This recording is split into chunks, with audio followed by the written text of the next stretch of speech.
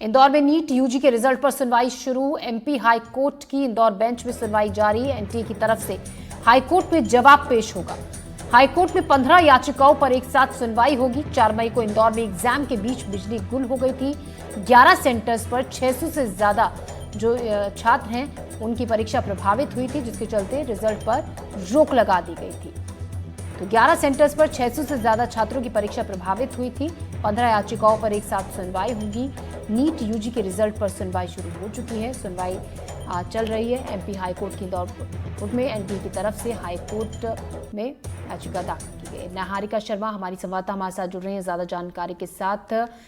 Niharika, result पर रोक है, नीट यूजी के रिजल्ट पर सुनवाई शुरू हो चुकी है। 600 छात्रों के भविष्य का सवाल है जिनकी परीक्षा प्रभावित हुई थी उन सेंटर्स पर लाइट जाने से। देखिए, बिल्कुल नीट यूजी के रिजल्ट को लेकर इंदौर हाईकोर्ट बेंच में आज सुनवाई पूरी हो चुकी है। 15 याचिकाओं पर एक साथ सुनवाई हुई।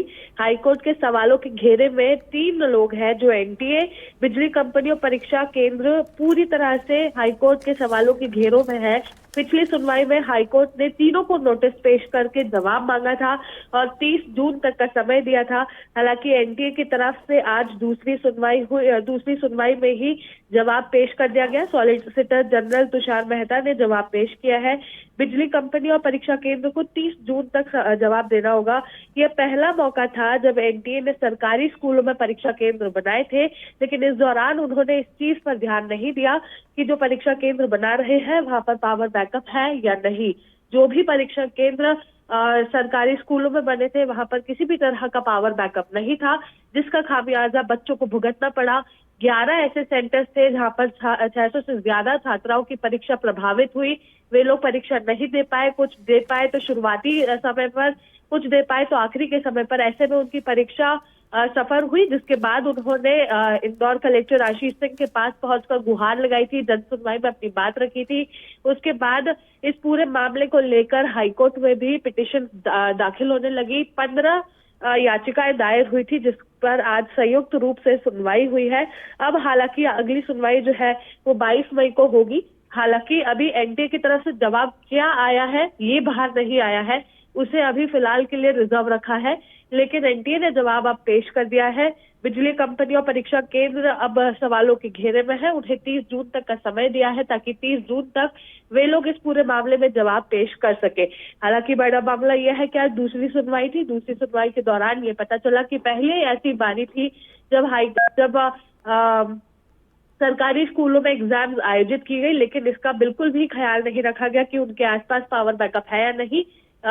आंधी चली, तूफान आया, 11 सेंटर्स पर बिजली गुल हो गई, घंटों तक बिजली गुल रही, जिसका खामियाजा बच्चों को भुगतना पड़ा। फिलहाल हाईकोर्ट के ऑर्डर्स के चलते रिजल्ट को रोक दिया गया है। जब तक सुनवाई पूरी नहीं होगी, इसका नतीजा सामने नहीं आएगा, तब तक रिजल्ट बाहर नहीं आएंगे।